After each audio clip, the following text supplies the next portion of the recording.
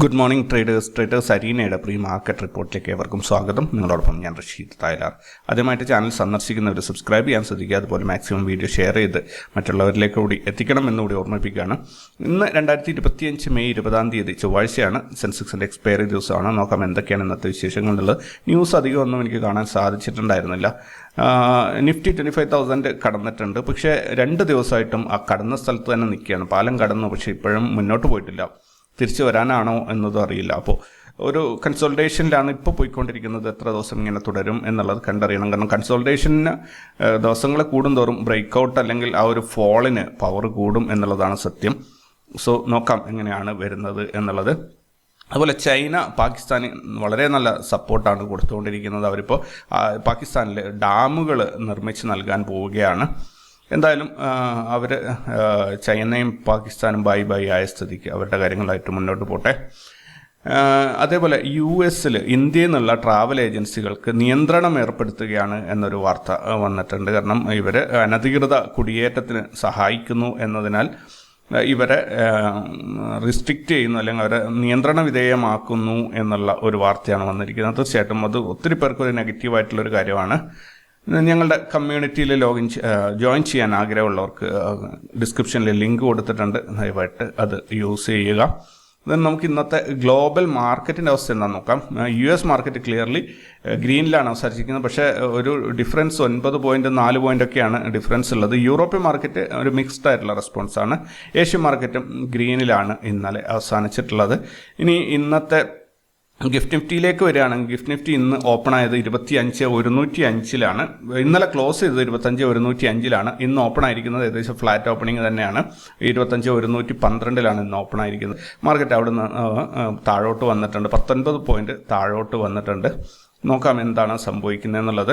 25,100 cut ചെയ്ത് പോവുകയാണെങ്കിൽ ഒരുവിധം ഓക്കെയാണ്. ഇനി കമ്മോഡിറ്റിയിലേക്ക് പോകുകയാണെങ്കിൽ ക്രൂഡ് ഓയിലിൻ്റെ പ്രൈസ് ചെറിയ രീതിയിൽ വർദ്ധിച്ചിട്ടുണ്ട്. $62 ട്രേഡിംഗ് നടക്കുന്നു. ഗോൾഡിൻ്റെ പ്രൈസ് കുറഞ്ഞിട്ടുണ്ട്. $3,231 ഗോൾഡിൻ്റെ പ്രൈസ് ഇൻ്റർനാഷണൽ മാർക്കറ്റിൽ.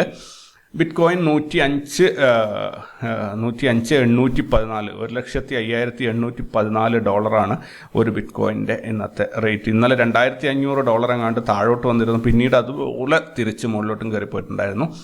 ഇന്ത്യൻ രൂപയുടെ മൂല്യം ഇന്നലെ 85.57 ഇന്ന് 85.40 ഒരു ചെറിയ മുന്നേറ്റം നടത്തിയിട്ടുണ്ട്.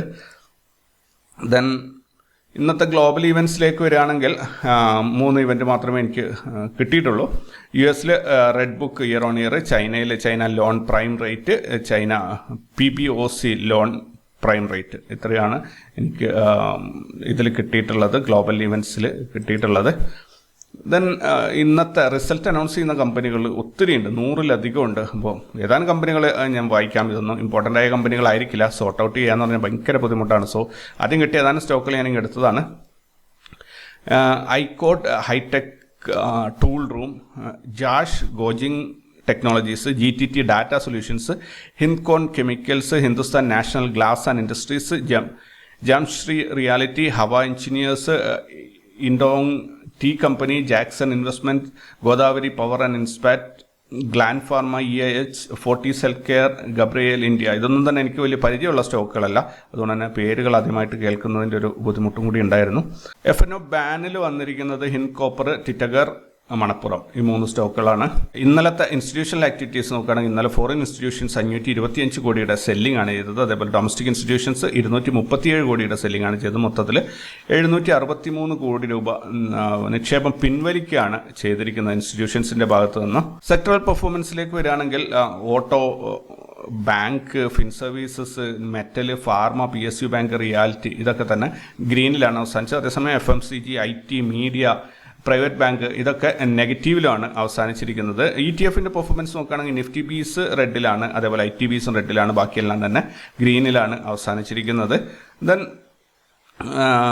ബയേഴ്സ് മാത്രം ആക്റ്റീവായിട്ടുണ്ടായിരുന്ന സ്റ്റോക്കുകൾ നോക്കുകയാണെങ്കിൽ bank of products, Themis medicare, premier explo, Kaya, Anup pharma, KP energy, Zodiac energy, പെരിയ കരൺമലാൽ, AVG ലോജിസ്റ്റിക്സ്, NDTV ഇത്രയും സ്റ്റോക്കുകളിൽ ബയേഴ്സ് മാത്രമാണ് ആക്റ്റീവേറ്റ് ആയിട്ടുണ്ടായിരുന്നത്.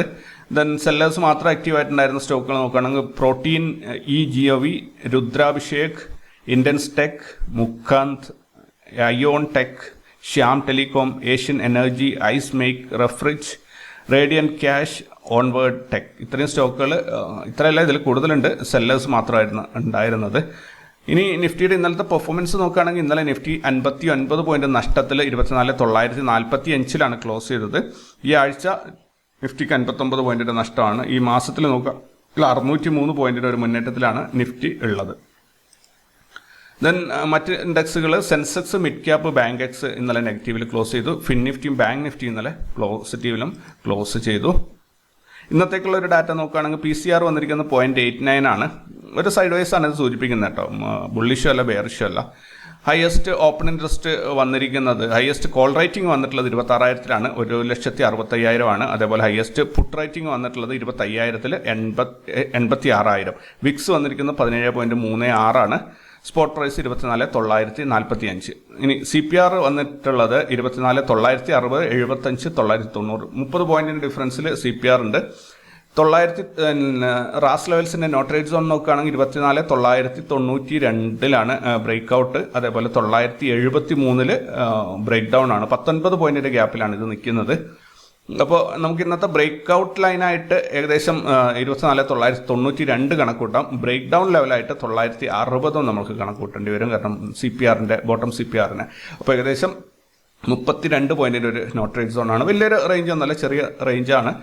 അതുമാത്രമല്ല ഇന്നലെയും മിനിഞ്ഞാന്നൊക്കെ നാരോ CPR ആയിരുന്നു ഉണ്ടായിരുന്നത്.